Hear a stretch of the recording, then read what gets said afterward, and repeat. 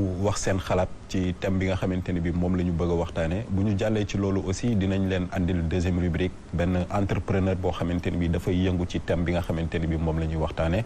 et pour terminer dans la troisième rubrique nous allons parler de découverte booy benn jotaay boo xamante ni bi aussi dafay jëm ci thème bi nga xamante ni bi moom la ñuy waxtaane et sans plus tarder ñu dem régie jël benn pause musicale ñëwaat tuuti. aw ma capitalu fanweer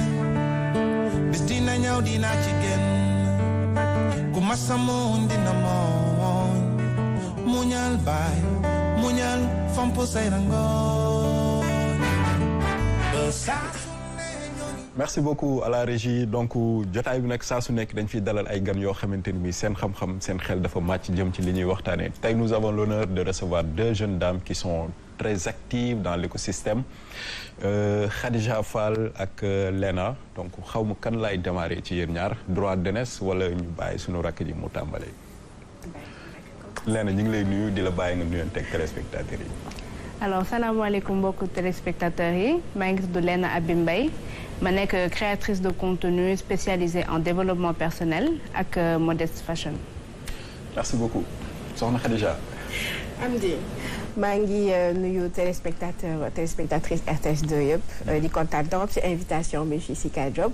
Job sama kër la déjà. Ça c'est clair. donc maa ngi tudd Khady Fall di nuyu aussi sama rakk ji Lena. maa ngi tudd Khady Fall je suis voix off en même temps créatrice de contenu voilà maa ngi nuyu aussi sama waa dëkk waa Sébikotane. waa Sébi du ñàkk quoi mais justement aujourd'hui nous avons jugé utile de parler de l'influenceur mais aussi de créateur de contenu wala créatrice de contenu en fait dafay loo xamante ni bi récemment dañu koy dégg lu bari influenceur la créateur de contenu la déjà ban jàngat nga am ci thème bi pour ñu mën a dugg bu baax ci waxtaan bi. je trouve que thème la boo xamante ne am na importance lu bare parce que liggéey la boo xam ne disons liggéey bu bees la je veux dire entre guillemets liggéey bu bees la boo xam ne da nga koy gis ni en apparence nga ne lii de lu yomb la wala loo xam ne la c'est juste apparence bi gis nga nit ki rafet wala gis ci am ay followers yu bari rek nga ne non xaaral ma dugg si alors qu'il y a un gros travail derrière je trouve que c'est très intéressant d'en parler man moom je suis plus dans la voix off mais création de contenu bi disons que man ku bees laa si un tout petit peu mais maa ngi si jàng di continuer di jàng et je vois qu'il y a encore énormément de choses à apprendre. Du coup si je comprends bien pour yow influenceur wala créateur de contenu liggéey la. liggéey la Abdi liggéey bu mat sëkk boo xam ne liggéey bi ngay def ci ginnaaw sax moo gën a rëy mais malheureusement nit ñi duñu ko gis on va juste voir une jolie dame bien maquillée toog def benn vidéo gi la c'est facile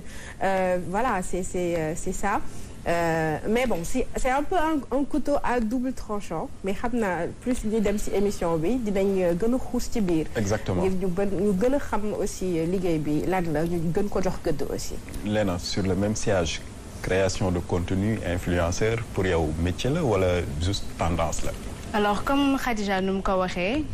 nit ñi duñu gis lu bari li xew ci ginnaaw mais balaa ñuy définir est-ce que métier la ou pas man je me dis que c'est intéressant ñu xool lan mooy métier donc selon man ñetti critères ñoo war a réunir pour que ñu ne lii métier la wala du métier. exactement. donc premier critère bi mooy savoir-faire bi il faut que li nga xam ni yow moom ngay exercer il faut nga xam ci xam-xam. tout à fait xam-xam boo xamante ni le commun des mortels maanaam ñi ci des majorité bi amuñu xam-xam boobu. deuxième kii bi mooy régularité bi c'est-à-dire que est-ce que nekk na loo xamante ni da nga koy faral di def wala occasionnellement nga koy def. c'est-à-dire bu fekkee yow tu es créateur de contenu à plein temps wala à temps partiel wala yow benn yoon wala ñaari yoon ci weer bi ngay poster loolu tamit jar na xoolaat. et troisième point bi tax ñuy wax ni lii métier la mooy rémunération bi. maanaam mi ngi fay quoi. voilà est-ce que mi ngi fay. c'est important. c'est ça c'est exactement ça léegi selon man 3 points yooyu bu xasee ba réunir rek lii mën nañu wax ni métier la. léegi 3 points yëpp mi ngi ci créateur de contenu pour ñi nga xamante ne ñoo ngi koy def à plein temps. et je dirais même que c'est un métier très complet parce que c'est pas seulement taxaw. regardez-moi et tout ça parce que ci biir négociation mi ngi ci il faut négocier les contrats donc loolu am na solo bu baax ci biir kii mi ngi ci aussi direction artistique parce que le créateur de contenu c'est un artiste day créer ci biir kii mi ngi ci aussi gestion de projet parce que da nga war a respecter ay deadlines donc lu bëri nga ci biir loo xamante ne c'est plusieurs métiers yu ñu regroupés donc man j'aimerais dire que non seulement métier la mais aussi c'est un métier très très complet et qui peut-être mérite d'être régularisé. Et lan mooy différence su c'est une question que vous pouvez répondre toutes les deux différence su créateur de contenu ak influenceur. Est-ce qu'il y a une différence déjà lan mooy seen différence est-ce que mën nañu considérer ñaar yëpp comme étant voilà un métier parce que tey le constat est que Sénégal ñi ñuy woowee influenceurs mooy ceux qui ont beaucoup de followers sur les réseaux est-ce qu'on peut considérer juste le fait que nga am followers yu bëri rek dañ lay jàppee comme étant un influenceur oui ou non sinon aussi comme j'ai dit lan mooy seen différence pour yéen ñoom ñaar. Alors man j'ai un petit problème avec le terme influenceur. Honnêtement, je préfère le terme créateur de contenu. Parce que quand on me dit influenceur, j'ai envie de demander on influence dans quoi? Exactement. Après, effectivement, il y a des créateurs de contenu qui influencent dans certains domaines, dans ceux qui ont un lifestyle et qui ont une vision. Donc eux, on peut les appeler des influenceurs. Mais en réalité, dans la vraie vie, nit ñi pour ñoom influenceur mooy koo xamante ni dafa am beaucoup d'abonnés que les gens suivent pour sa personnalité. Et le créateur de contenu c'est celui qu'on suit pour sa niche. léegi la niche mooy li nga xamante ni moom nga décidé di def ci réseaux sociaux yi. Par exemple Khadija moom sa niche c'est voix off. Man ma niche c'est développement personnel. Donc moi je suis créateur de contenu développement personnel. Tey jii les gens ne me suivent pas pour ma personnalité ou pour mon physique ils me suivent pour la vision que j'ai et que je partage sur les réseaux sociaux. Donc loolu moo xaw a nekk différence bi. Khadija. Exactement loolu la influenceur yow sa nit yow sa personnalité ni nga mel wala ni ngay solo loolu la nit ñi di topp boo jëndee dara nga wane ko par exemple mu jënd iPhone bi wane ko tey iPhone 16 dajji ko def unboxing bi je vais influencer d'autres personnes à le faire et plus particulièrement à aller l'acheter dem jënd ko ci benn boutique en particulier parce que moom lay defal publicité tandis que créateur de contenu bi pour man mooy liggéey bi nga xam ne moo gën a complet man j'ai le même problème influenceuse souvent su ma waxee déjà influenceuse damay ne bu leen ma wax influenceuse du ma influenceuse mais pour joxe exemple bi gën a terre à terre boo xam ne xëy na ñi seetaan dinañu ko comprendre influenceur bi gën a mag Sénégal Ousmane Sonko la moom mooy influenceur bi gën a mag Sénégal bu xëyee ne beñe dugub lay ndekkee bu ñu xëyee ñëpp beñe dugub mairie day jeex chemise am boobu bu mu ko solee ci suuf bu ñu xëyee gars yi dañu yokk prix bi ak récemment bi mu watoon del noonu exactement donc moom su fekkee dañu bëgg xam exactement lan mooy influenceur c'est Ousmane Sonko c'est-à-dire personnalité bi nit ñi moo tax lu mu def nit ñi dañu koy bëgg def donc c'est ça être un influenceur tandis que créateur de contenu comme leena nu mu ko waxee sànq avant ñuy gis yow vidéo bi nga créé derrière tu as négocié avec le partenaire te moom aussi c'est pas pour rien mu ñëw ci yow xëy na am na ñu bari mais yow la tànn parce que moom cible am moom la ñuy topp exactement man par exemple comme am naa ay doom je suis bien placée pour def par exemple création de contenu pour benn magasin buy jaay ay jouets ay livres pour enfants etc. Tout à fait. Donc c'est ça un peu la différence. Les créateurs de contenu souvent tu es un peu par rapport à ces contenus c'est pas toi mais tu te sépares un peu de ça. Je sais pas si da ngay sori loolu de sorte que yow da ngay defar benn contenu boo xam ne ku ko seetaan di nga am dara loo ci jàng di nga am dara loo ci jëlee quelque chose de plus. Voilà loolu mooy différence entre un influenceur et un créateur de contenu. Sauf que comme je l'ai dit tantôt léegi moom Sénégal ku am 1000 abonnés rek mais influenceur là mais quand même c'est important parce que en fait dafay dem ci li ñuy woowee les métiers du digital. Voilà aujourd'hui le digital quand même dafa créer ay potentialités yu bëri yoo xamante ni bi ku nekk mën nga ci nekk di liggéey lu bëri donc avant ñi dem régie jëli micro trottoir bi juste une question en 1 minute yéen a ngi wax liggéey bi nekk derrière c'est quoi exactement mis à part négociation contrat yi gestion de projet yi lan mooy liggéey bi ci ginnaaw. Mais c'est simple le script parce que boo toogee ñu taal caméra bi muy téléphone wala muy caméra professionnelle doo toog di war a raconter n'importe quoi da ngay toog nga bind script bi partie bi par exemple nii lay débuter digg bi lii laay wax lii laay tëjee et toujours validé avec l'annonceur yéen ñaar boo leen tombé d'accord sur ça nga wax ko type de vidéo bi ngay def ndax ça va être en studio ndax ci biti lay nekk et cetera ba ngeen valider ko après nag moom wax na sànq lu am importance aussi li yëre bi ngay sol. mën nga dem sax ba que nga xool par exemple logo ki ngay liggéeyal couleur yi nga solu comme noonu voilà harmoniser wu ak noonu def de sorte que yow bu ñu la xoolee rek on sait que yow le message que tu essaies de faire passer day leer naññ ci nit ki mais loolu yëpp derrière nga koy def c'est pas facile. Non, c'est beaucoup de choses. Tout le travail derrière de faire revenir ces comparaisons entre influenceurs et créateurs de contenu. Il y a des choses yoo xamante ni les influenceurs peuvent se le permettre et pas nous. Tey jii si moi je collabore avec une marque ba pare ma bëgg faire vendre leurs produits je ne peux pas me permettre de jël sama téléphone def selfie bonjour dem leen jënd lii. Donc ça peut marcher pour les influenceurs. ñoom comme li gars yi ni ñu koy waxee ñoom rek la ñuy topp lu ñu def ñu def lu ñu deful ñu bàyyi. Mais tey jii man comme je prône une vision je dois convaincre mon public d'acheter un produit. bu boobaa argumentaire bi da siy dox donc différence bi entre les deux c'est un peu la direction artistique qu'il y a derrière. Man je travaille en collaboration avec un studio qui s'appelle Toftal. Toftal Studio, ils font la production de podcasts, vidéos, création de contenu et tout. On les salue de passage. Oui, on les salue de passage. Léegi eux en fait, ils ont une équipe entière boo xamante ne dañ lay jàppale nga def sa scriptage, def sa direction artistique.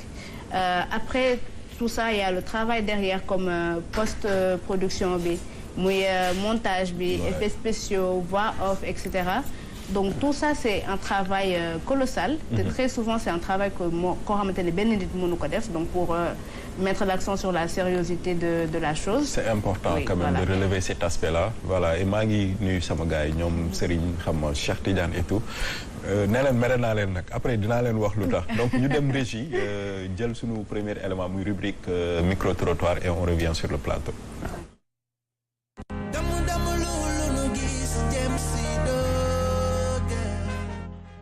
Salaamaaleykum waa Sénégal, c'est Lasga Ndiaye, créateur de contenu et influenceur en même temps. Je suis actif sur les réseaux, que ça soit muy Snap, Instagram et TikTok et que maa ngi ci il y a pas mal d'années. Parce que gars yi nag maa ngi dégg ñi naan tendance la wala liggéey la et que man je considère que ni nekk créateur de contenu liggéey la. Parce que nekk na loo xamante ni ça demande beaucoup de temps, ça demande beaucoup d'efforts et que dafa nekk loo xamante ni dafa laaj aussi moyen. Mais lu tax ma ne liggéey la. Parce que dañ ciy am pas mal de partenaires et que nit looy nekk rek di ci ñàkk di ci gagner di ci am lu bëri mën naa ni mën nga ko considérer comme liggéey et que toll nañ ci àdduna foo xamante ni créateur de contenu mën nañ ko considérer comme koo xamante ni mu ngi ci propre liggéeyam parce que à chaque fois tout le temps da ngay gis ni entreprise que ça soit ONG que ça soit muy artiste muy ku mënti doon da ngay def ay approche ci créateur de contenu yi pour yokk sa visibilité mu ngi mel ne tey benn agence boo xamante ni communication lay def mais dafa nekk en personne léegi nag loolu mën nañ ko considérer comme benn liggéey et que ñu ngi ci gagné suñu vie macha allah et que am nañ ci loo xamante ni vraiment bu ñu toogoon tey di ko wax du jeex donc man loolu mën naa ko considérer comme benn liggéey. tey am na ñu bëri ñoo xamante ni comme étant influenceur dañuy liggéey ñoom kese comme am na yenn agence de communication yoo xamante ni comme man par exemple tey maa ngi ci benn plateforme boo xamante ni ñu ngi koy woowee Sen Influenceur. ñu ngi ci tey comme par exemple bu fekkee ni am na ay entreprises yoo xamante ni bëgg nañ ñu contacter te amuñu suñu ay contact dañuy jaar ci plateforme boobu loolu mooy gën a yombal suñu liggéey tey nekk na avantage boo xamante ni ñun daanaka am na yu bëri yoo xamante ni dootuñ ci sonn il suffit juste que entreprise bi approché plateforme bi dina gis ñun suñuy caractéristiques dina gis suñuy nombre d'abonnés dinañu gis tey suñuy potentialité ak ñun ci yan domaine mooy nekk suñu fort pour ñu mën ñu approcher pour mën liggéey ak ñun. Alors salaamaaleykum man la Ouli artiste influenceuse en même temps créatrice de contenu donc mën naa ne man métier bi may def parce que artiste là en même temps yombul parce que souvent ñu bari dañ may wax nan nga mën a nekkee artiste en même temps nekk créatrice de contenu donc mën naa ne su ma si duggee tey Magdi moo tax parce que si Magdi laa commencé woon di def ay vidéo ba tey jii ma am yenn idées yi ak Kelly yi ñu nekk benn groupe aussi boo xamante ni des fois dañuy def ay vidéo des fois ñu sensibiliser aussi su fekkee dafa am yenn cas yu critique yu am si dëkk bi en même temps aussi dañuy def yoo xamante ne suñu page yi boo ko defee tout le temps abonné yi dañ la koy laaj comme des fois ay jéggi tali ak yooyu noonu donc du coup mën naa ne métier la ci man parce que tey jii nii daf may permettre à ce que may am ay contrats yu bari comme waa Techno waa Coca-Cola ak yeneen comme yenn marques yi nga xamante ne aussi des fois ay karaw wala ay diw des décors donc du coup mën naa ne des fois dalay apporter xaalis si lu bari donc métier la ci man personnellement parce que milieu influence bi lu may ak samay vidéo yi may créer mën naa ne musique bi mayaguma ko donc métier la nekk ci man pour l'instant. What's up la famille, c'est Abou Blowing, votre solution du pop toujours en mode bang bang walla. Créateur de contenu, youtubeur, artiste yéen a ma gën a xam je cumule sur mes plateformes plus de 3 millions d'abonnés comme ni ngeen ko xamee waaye dañ nekk ci benn liggéey bu important te ñenn ñi ñu ngi ko jàppee liggéey ñenn ñi ñu ngi ko jàppee tendance mais man de ma part dama ko jàppee liggéey parce que maa ngi ci biir benn plateforme seen influenceur te maa ngi ciy gis sama bopp carrément maa ngi ci gagné carrément du ma leen ko nëbb te mën naa ci wax lu bëri tey jii parce que tey boo demee ba toog ba ngay dem di liggéey ak ay marques internationales wala ngay liggéey ak ay marques yu gën a mag tey jii ci Afrique kon dem na ba loolu nekkatul tendance pour man waaw selon moi nit yi sénégalais yi war nañ ko mën a jël gunge seen ndaw yi ñi nga xamante ni ñu ngi ci ñu accompagner leen pour ñoom ñëpp ñu mën a eggaat ci beneen level parce que plus tu travailles plus t'es plus influent ngay gagner ay followers plus ngay gën a mën a gagner ay partenaires te quand on parle de partenaires on parle d'argent waaw donc selon moi créateur de contenu liggéey la. What's up la famille, Aziz Diawala la créateur de contenu influenceur sur TikTok, Instagram, Snap. La plupart des gens ñi ngi naan création de contenu métier la wala tendance pour man création de contenu métier la parce que nit ki lépp looy def di si gis sa bopp métier la quoi parce que y a une plateforme bu tudd Sen Influenceur fondée par Momar Actus Business. Sen Influenceur daf lay permettre genre ñi nga xamante ne dañoo yor ay produits wala yor ay entreprises bëgg visibilité soo duggee si plateforme bi di nga gis pas mal d'influenceurs yu fa nekk yoo xamante ne dina la mën a jàllale sa publicité si anam yu yanji donc pour man création de contenu métier la quoi donc. Alors merci beaucoup à la régie pour élément bi micro trottoir bon les filles wala boog les grandes dames déglu ngeen intervention yi pour la plupart ñoom li ñu nekk di def influenceur wala créateur de contenu métier la ñu ko jàppee ñi ngi wax ay waxu voilà marque yu leen di contacter et tout déjà quelle lecture vous faites ak ñoom seen intervention et est-ce que vous êtes d'avis avec ñoom ni ñu gisee. Déjà je trouve que côté boobu on a même avis bi la ñu am ndax ñoom nee nañ métier la du loo xamante ne dañ koy def pour caaxaan liggéey la te jot naa si dégg que ñoom dañu am benn plateforme boo xamante ne mu ngi tudd Sen Influenceur je pense boo xam ne annonceur bi day dem directement ci plateforme bi mu tànn influenceur wala créateur de contenu bi nga xamante ne moom moo méngoo ak cible am li nga xamante ne moom la bëgg jot ci annonce bi donc je trouve ça déjà bien que ñu organiser wu structurer ko de sorte que ñoom ñu neex a jot loolu daal apprécié naa ko si bu baax a baax. C'est vrai surtout neex a jot bi c'est un énorme problème. Ah si. J'espère que yéen bokkoo leen ci. Non pas du tout man moom dama koy wax à chaque fois si voix off bi ak si leneen li may def yëpp il faut j'ai pas d'agent awma nu mu tudd nu ñu koy waxee awma manager awma assistant sama téléphone là je donne mon numéro directement heure boo ma woowee nga jot ma. Cool Léna ban jàngat nga am ci gars yi li ñu wax. après bon je trouve ça intéressant que ñun ñëpp ñu bokk point de vue mais bokkuñu ay arguments. Évidemment. Donc ça démontre diversité bi nga xamante ne am na ci milieu bi ak diverses manières de penser ça c'est très très intéressant. J'ai trouvé aussi intéressant comme nu mu ko waxee seen plateforme bi et tout ça c'est bien baax na pour joignabilité bi baax na aussi pour régulariser métier bi. Parce que dans le passé am nañ fi quelques scandales entre marques ak influenceurs qui devaient se porter garant de quoi comme marque bi gisul boppam ci collaboration bi wala influenceur bi gisu ci boppam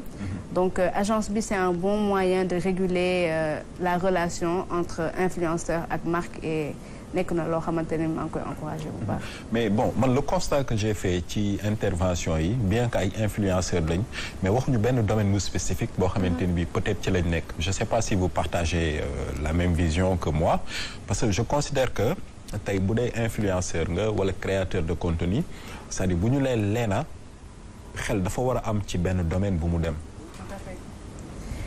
Donc en fait comme ni ñu ko doon waxee tout à l'heure loolu mooy différence entre influenceur ak créateur de contenu. Différence bi principalement ci branding bi la. Donc l'influenceur en fait comme je te dis personnalité am lay prévaloir. ñoom ñooy gën a mën a am liberté que ñun en termes de collaboration. ku ñëw rek dinañ mën ànd ak moom. Contrairement à ñun ñi nga xamante ne on a déjà une direction artistique. Dañu obligé sélectionner suñ ñi nga xamante ne moom la ñuy defal partenariat pour mu méngoo ak publicité bi ñu leen nar a passer.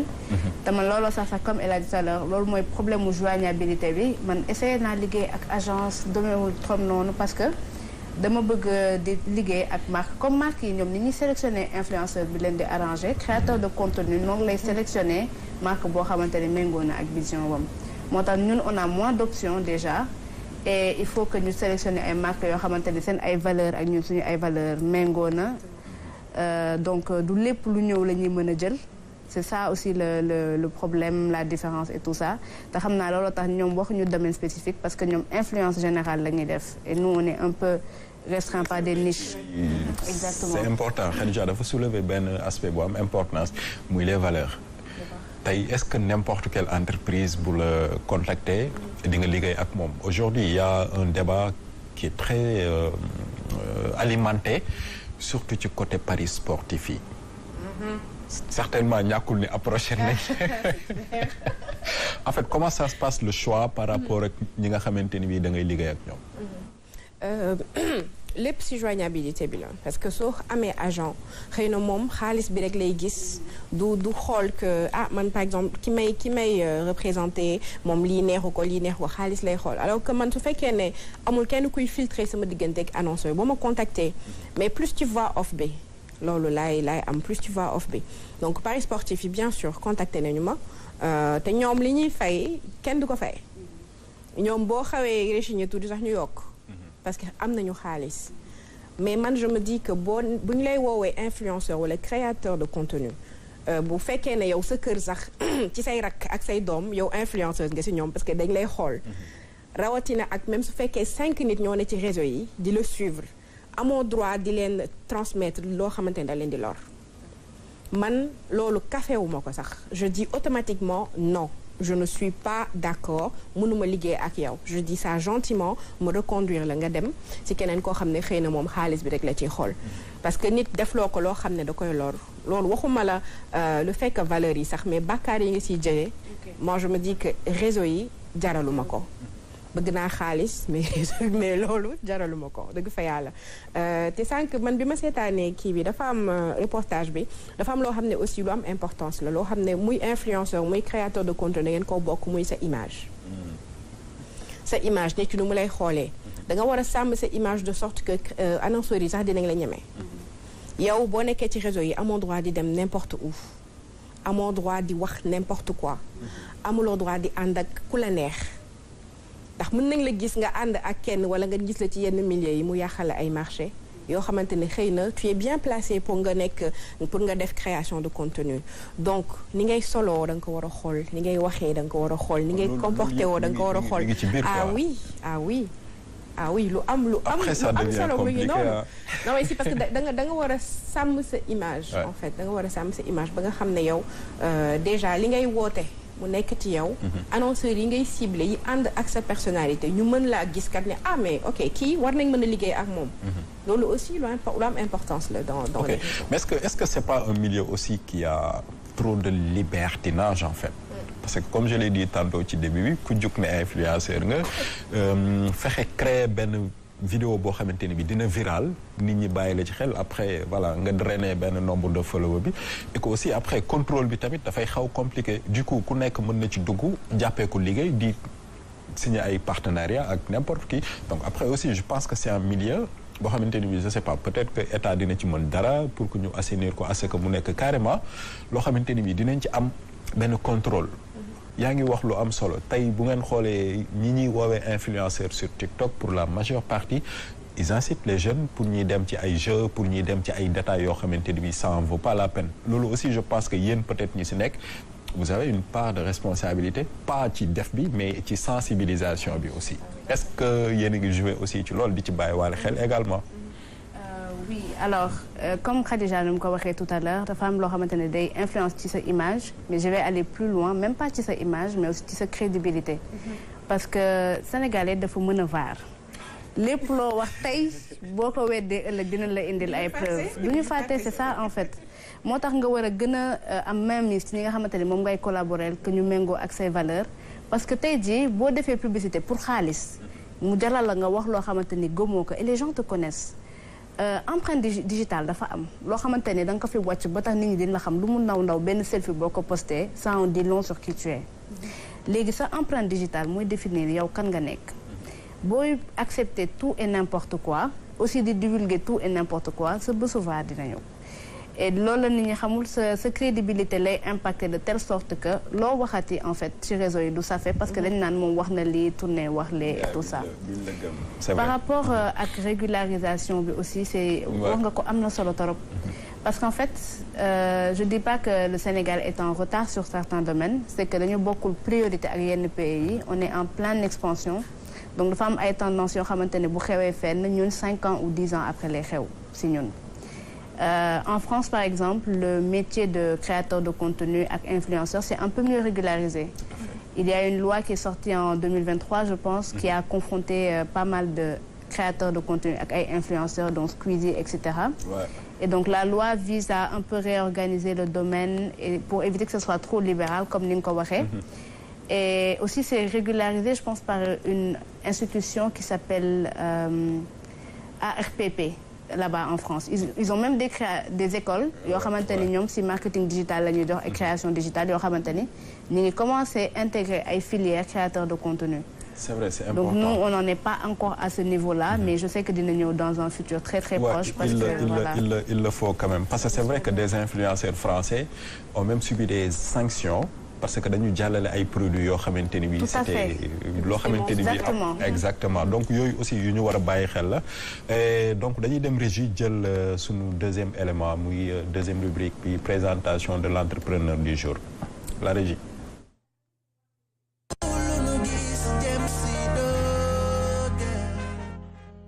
Bon, asalaamaaleykum maa ngi tudd Pape Momar Ndiaye ñu gën ma xam ci Momar Business Attitude jeune entrepreneur fondateur de la plateforme Sen Influenceur mais aussi manager général de NBA Group. Bon, par rapport ak parcours académique bi maa ngi am naa sama bac am naa aussi sama licence 3 en sciences techniques comptables financières fële ci UDB. am naa aussi sama master en ingénierie financière master 2 aussi am sama master 1 en management de projet. Bon Sen Influenceur nag mën naa ne depuis 2016 laa créé sama entreprise tuddee ko Carrefour Service Management donc dañ doon accompagner képp koo xamante entrepreneur nga war a ngay porteur de projet mais surtout aussi les Sénégalais de l'extérieur yi nga xamante dañ bëggoon ñëw pour investir Sénégal donc suñu ñëwee suñu cabinet ñu dañ leen di accompagner par rapport ak création d'entreprise business plan bilan financier ainsi que marketing voilà donc si loolu lañ nekkoon c'est en 2018 laa commencé fréquenter les créateurs de contenu ñu nekk samay xarit ma gis ne ñii dañu soxla ku leen jàppale par rapport ak seen management si lañ nekk nag di ci liggéey ak ñoom macha allah en 2022 si laa gis ne macha allah créateur de contenu yëpp bëgg nañ liggéey ak ñun parce que ñu ngi leen doon accompagner di leen wutal ay partenariat ba pare di leen coacher par rapport ak li ñuy liggéey. C'est en 2022 nag laa créé plateforme Sen Influenceur. Sen Influenceur nag est une plateforme de mise en relation professionnelle entre les marques et les créateurs de contenu. Plateforme bi dañ ko créé pour jàppale képp koo xamante créateur de contenu nga pour nga mën a am ay partenariat voilà. Objectif bi aussi dañ gisoon ne ñi ñu doon defal ay partenariat ñu ci bëri pour ñu jotoon les créateurs de contenu wala pour ñu liggéey ak ay créateurs de contenu yoo xamante c'est des professionnels. loolu da doon nekk lu métti ci ñoom te léegi nag Sen Influenceur dafa ñëw nekk solution bi donc soo bëggee def sa publicité wala nga am plus de visibilité soo duggee ci plateforme Sen Influenceur da ngay mën a tànn créateur de contenu bu la neex mu mën la defal publicité bu jaar yoon voilà. Bon man nag lu ma jàpp presque j'ai capitalisé quand même une expérience de plus de 5 ans dans ce domaine donc man dama jàpp ne liggéey la parce que am na jeunes yu bëri yoo xamante fu mu ne ñu ngi ciy faj seen soxla te ñu ngi ciy liggéey di ci gis seen bopp bu baax a baax. te présentement on est dans l'ère digitale donc képp koo xamante yaa ngi communiquer la quasi-totalité ils préfèrent dañuy préférer jaar ci créateur de contenu wala influenceurs yi donc man dama jàpp ne liggéey la te jeunes yu bëri aussi ñu ngi ciy gis seen bopp ñu ngi ciy am seen xaalis mu permettre leen tey ñu dem ci waa par exemple kon kaay job ñoom am na pas mal de créateurs de contenu yoo xamante suñu liggéey ba am dajale benn montant dañuy dem par exemple ci ay structures yu mel ni kaay job ñu mën leen accompagner de telle sorte que ñoom duñu yem sax ci création de contenu mais dañuy def création de contenu mais en même temps dañuy entreprendre à côté voilà donc man damay jàpp ne liggéey la. Bon li ci njëkk nag man dama gis ne influenceurs yi créateurs de contenu fii dañ leen seetaan donc je pense que état bi aussi war na ko jël en charge ñu jàppale leen accompagner leen kon ni ñuy accompagner aussi yenn entrepreneurs yi. parce que liggéey la te boo xoolee la quasi-totalité des jeunes léegi dañuy jël presque 24 heures dañuy xëy di tourner di créer ay contenu te gëm naa ne état bi su leen recensé woon war na leen mën a jàppale ba tey ñu mën ci gis seen bopp voilà. bon créé nañ benn chaîne bu tudd Sen Influenceur TV pour valoriser les créateurs de contenu parce que sénégalais da lay gis nga nekk ku comique di ree mu yaakaar ne yow jàngoo wala genre et que la quasi totalité ñu ngi seeni master ay nit yu jàng lañ te ay ndaanaan lañ. alors merci beaucoup à la régie pour élément bi Momar Business Attitude wala Sen Influenceur moom la ñu demoon seeti mu présenter structure am yi nga xamante ne bii noonu la nekk di def di gunge influenceurs yi wala les créateurs de contenu ci biir waxam dégg nga ci mu ne état dafa war a jàppale influenceurs yi. bon après dinañ peut-être ñëw ci loolu déjà ban lecture nga am ci activités yi nga xamante ne bii moom la nekk di def. soriwul trop sànq bi ñu seetaanee première kii bi reportage rubrique bi genre nit ñi soxla nañ leen bu baax a baax parce que moom dafa gis ay influenceurs xëy na ñu nekk ci seen liggéey ñuy xaw a dem dans tous les sens mu regrouper leen structurer leen xamal leen ne kat li ngeen nekk di def nii liggéey la et que da ngeen war a commencer fii jàll fii jeexalee fii dans chaque projet je trouve que loolu soxla nañu ko bu baax moom mu ngi koy def à son niveau mu ngi woo aussi état bi pour mu def ko à son niveau et moi je me dis que loolu moom war nañ see taxaw bu baax a baax a baax certes je sais que bu ci état bi duggee dina am ñu bari ñoo xamante ne on va plus les voir ils vont carrément disparaître parce que li ñuy def du influence du création de contenu. Je suis vraiment désolée de le dire je suis personne pour le dire mais maa ngi ci réseau yi quand même donc je me dis que am naa sama am naa ci lecture am na yu may gis yoo xamante ne je me dis que amul benn njëriñ ci réseau yi amul njëriñ donc loo xamante ne amul njëriñ ñu jëlee ko fi wala nga inventé wu démb rek maa ngi doon waxtaan ak Thierno Gueye maa ngi koy nuyu de passage mook aw Claudine ay créateurs de contenu yoo xamante ne man dama leen bëgg te damay liggéey ak ñoom créativité bi nekk ci création de contenu ak influenceur sax am na ñoo xamante ne amuñu ko carrément donc nañu jàngi gëstuwaat lan la out niche ne par exemple man lii laa bëgg def lii laa bëgg influencer lii laa bëgg def création de contenu mu leer ci seen bopp parce que tant que da ngay taal sa téléphone nii rek parce que nekk ci réseau yi yomb na am di connexion internet à partir de 100 francs nga am ko teg sa téléphone teg ko fu xaw a leer nii rek soxla woo sax lumière naaj bi mën na la servir de lumière wax yu fu dof def lu la neex et loolu yomb na torop loolu kese du influenceur loolu kese du création de contenu donc il faut que ñu xoolaat loolu bu baax état bi aussi bu su jógee sànq leena bu koy wax xëy na sax dinañ dem ba ñu commencé di fay impôt commencé di ñu fayloo impôt parce que aussi liggéey la ñun ñoo ne liggéey la kay donc on a qu'à assumer que liggéey la su boobaa dina gën a niru liggéey si bëtu nit ñi de sorte que ku siy dugg sax di ngay jéem a xalaataat parce que moi je me dis que l'accès est tellement facile que tout le monde peut se dire qu'il est influenceur je pense que instant bii nii noonu foofu la ñu toll c'est important et comme on dit tu m'as marché sur la langue tey bu fekkee d'accord nañ ni liggéey la d'abord il faut que ñu structurer wu peut-être créer une entreprise en bonne et due forme mais aussi de participer ci impôt taxe BRS etc on est d'accord oui d'ailleurs man influenceur créateur de contenu moom fi indi tey mais man formation wu droit fiscal laa def donc j'ai un master en droit fiscal la moo ma nekk loo création de contenu xaw ma sax mais effectivement c'est réel te pourtant dañ koy wax ci droit fiscal que peu importe nature revenu bi da nga ko war a déclarer ba pare da nga ci war a fay impôt donc le fait que mu nekk activité boo xamante ne nit ñi jëluñu ko au sérieux xëy na looloo tax état bi jóg bi si mais xam naa ni yàggatul parce que comme je l'ai dit tout à l'heure maa ngi joxe exemple France la loi qu'ils ont sorti et cetera ñoom ba si revenu publicitaire yi ñuy am YouTube xam nga boo am na réseau yoo xamante ne dafa am monétisation muy TikTok muy YouTube même cagnotte en ligne nga posté sa cagnotte nga ni may leen ma xaalis bu ñu la yónnee état de s'y récupérer ay taxes donc chez eux c'est très bien structuré moo ci lañ ko gën a jël au sérieux que fii donc ñun bu ñu réclamer ni que sama métier la sama gagne-pain la war nañu di mën a contribuer comme ñi ci des yëpp même si arrangé wu ma trop parce que yéen déclaré wu leen seeni ay business aussi alors si ah bah excellent non si on parle de création si on parle de création de contenu non honnêtement par contre man entreprise individuelle sama statut entreprise individuelle laa am parce que je fais plusieurs commerces d'ailleurs Omar la tudd c'est ça Momar voilà Momar il en a parlé tout à l'heure il dit que dañ leen di jàppale pour ñoom aussi ñu nekk aussi ay entrepreneurs donc ça c'est très important man tey visibilité bi ma am ces réseaux sociaux yi permettre na ma quand même ma entreprendre plusieurs fois donc ça change carrément la donne et aussi pour le long terme c'est une bonne alternative parce que bien vrai que nee naa du tendance métier la dafa am benn variable boo xamante ni man mënuma ko contrôler ñeneen influenceur bi mënuñu ko contrôler muy popularité. Sénégalais xamoo fi ñu lay taalee xamoo fi ñu lay fayee donc xamoo ban jour ngay xëy rek doo amati benn influence sur réseau yi bu fekkee da nga ko doon dundee au jour le jour investir sa xaalis pertement de temps énergie ak lépp leneen parce que après da ngay toog liggéeyoo defoo dara donc seen alal si ñoom la dépendre si nga xamante ni ñoo lay suivre. Oui, et c'est important cette transition là. Et je le dis très souvent j'ai des amis Facebook xam nga leen ñu si bëri ñoo xam ni dañoo am ay followers yu bëri que ce soit sur Facebook Instagram wala TikTok.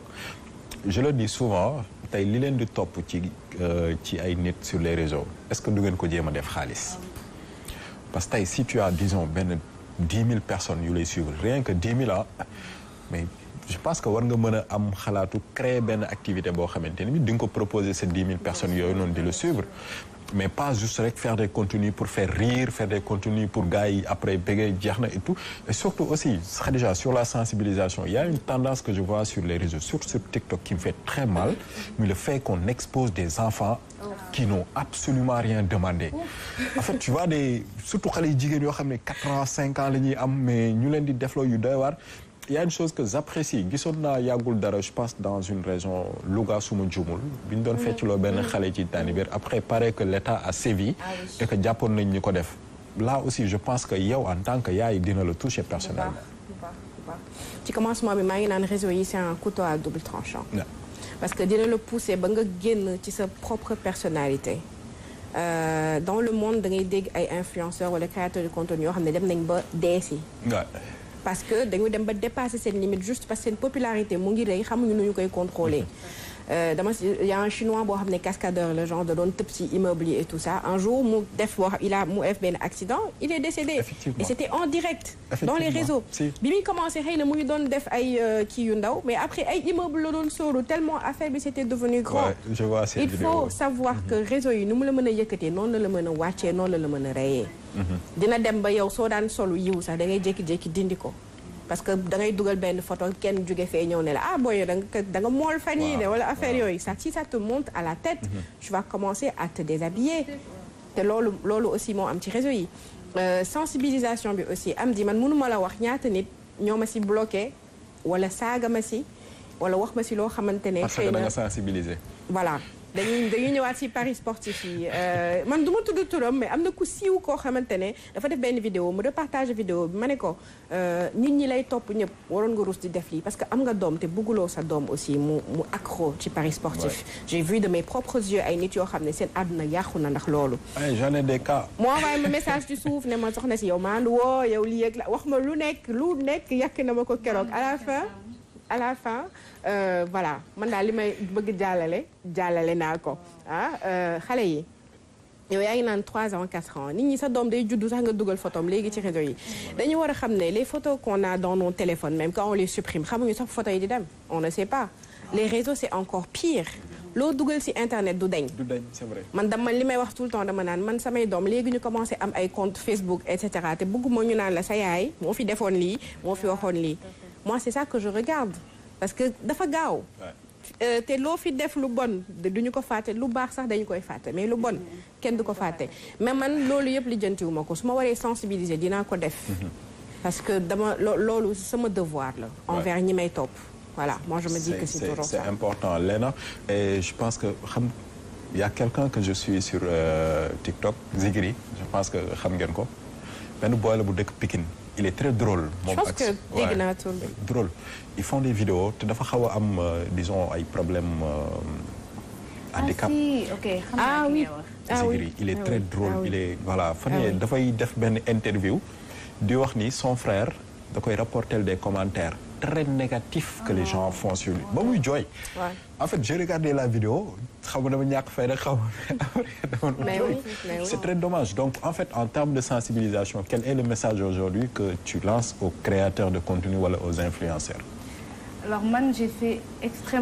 beaucoup de vidéos ci body shaming ci comportement social et cetera comment réagir parce que man ñi nga xamante ni ñoo ngi def commentaire négatif ñooñu mënaluma leen dara tu vois ki ma mën a waxal mooy ki nga xamante ni moo ngi koy subir nan la war a réagir pour que ça ne lui monte pas trop à la tête mais aussi ki nga xamante ni mooy poster doomam wala mbokkam tey ji man bi ma décidé exposé wu am na loo xamante ne pare woon naa pour dégg ko mais peut-être ñenn samay proches pare wuñ pour dégg loolu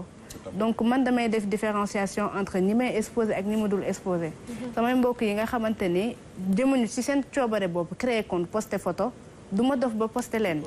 parce que comme ni nga ko waxee tout à l'heure avec les enfants de 5 ans yi ñuy poster ci réseaux sociaux yi dafa am benn commentaire bu ma mës a recevoir ça m'a marqué ko kenn daf ma ne réseaux sociaux yi mbedd la et c'est réel. Ah oui. C'est la vraie vie dañu naan oui les réseaux c'est pas la vraie vie c'est faux. Ouais. C'est la vraie vie. wala boog ni nga xamante ne sañoo ko mel dans la vraie vie nga mer ko ci commentaire u jàmbur parce que da nga naan kenn xamula mais sa vrai visage rek lay wane. Évidemment. donc en fait ni ngay génnee ci mbedd ki nga xamante ne dafa jóge këram génn ci mbedd dem pour juma noonu la nit génnee këram pour dem jàngi noonu la nit di génnee këram pour dem boîte te ñun ñëppay rombante ci mbedd mi donc réseau yi doo xam foo fay fekk koo fay fekk.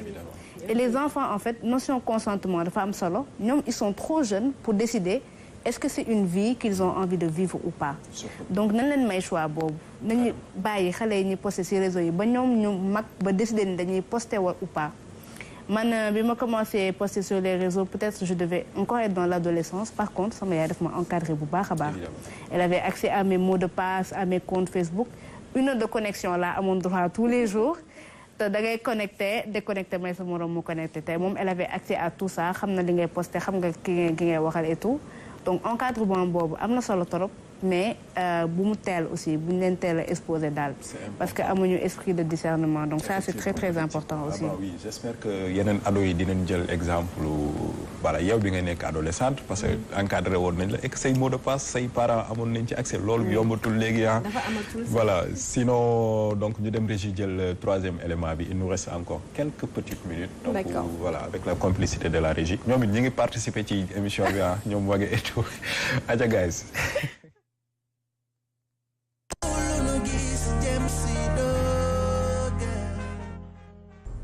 asalaamaaleykum maa ngi tudd Papa Mahmoud Gueye nekk sénégalais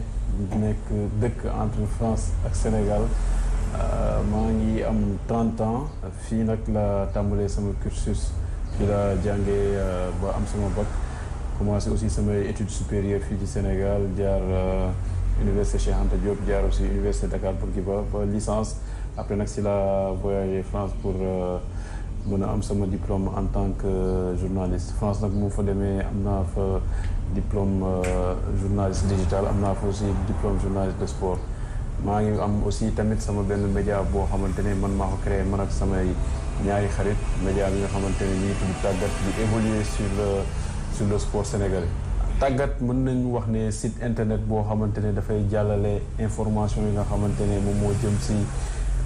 sportif sénégalais yi muy footballeurs yi mbër yi athlètes yi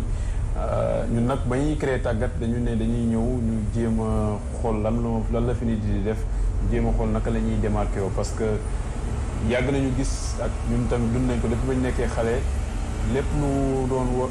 am si information par rapport ak joueurs sénégalais yi wala sportif sénégalais yi suñu bëggee am information foo ñu dem si benn foot mercato wala ñu dem si benn l'équipe wala benn canal ñoom ñoo ñuy wax ne joueur bi dem na fii wala kii def na lii pour ñu mën ko gëm ñun nag ñu ne ñun lan moo tax ñun en tant que sénégalais ñu am ay joueurs yoo xam ne ay sénégalais lañ comme ñun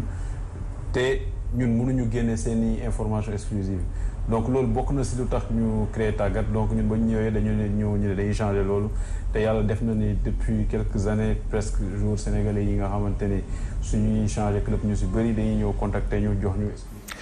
alors merci beaucoup à la régie pour élément bi je pense que suivre ngeen ko ñoom ñi ngi ils font un excellent travail dans le domaine sportif comme ni mu ko waxee ci vidéo bi ils ont su quand même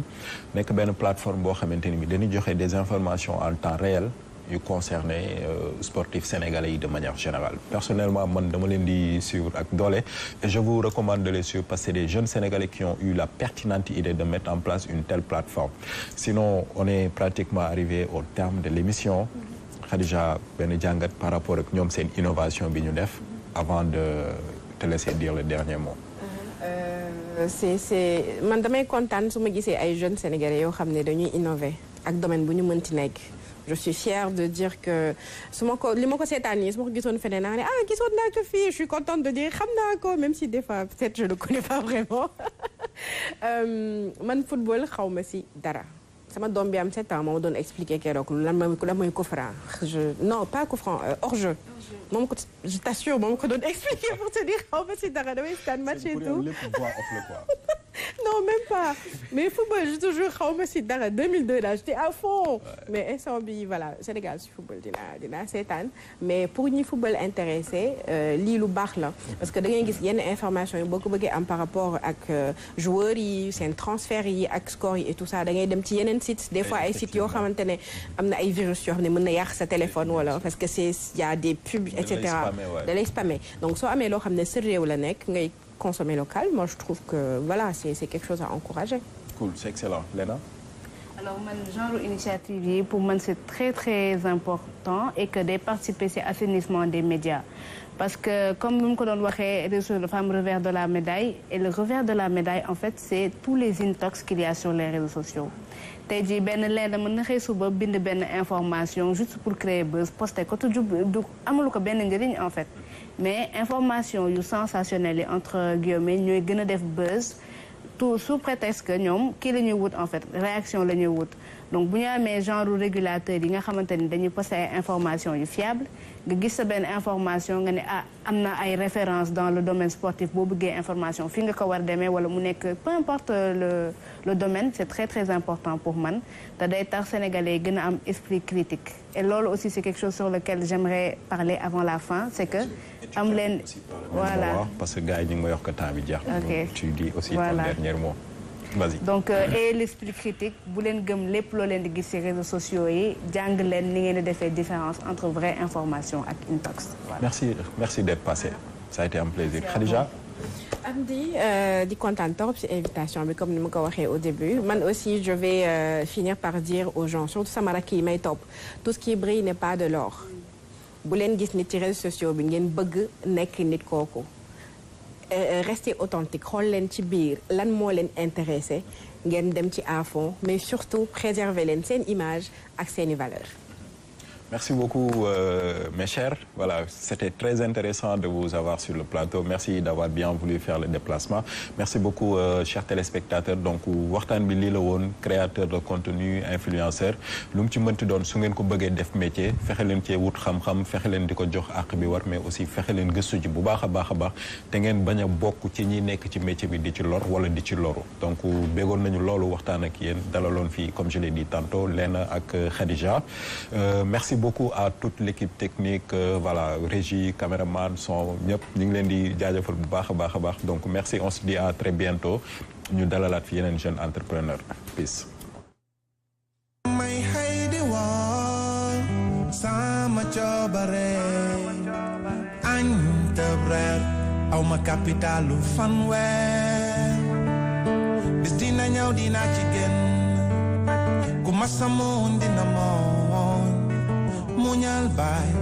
muñal fomp say rangoon ba saa su ne ñoo ngi jéem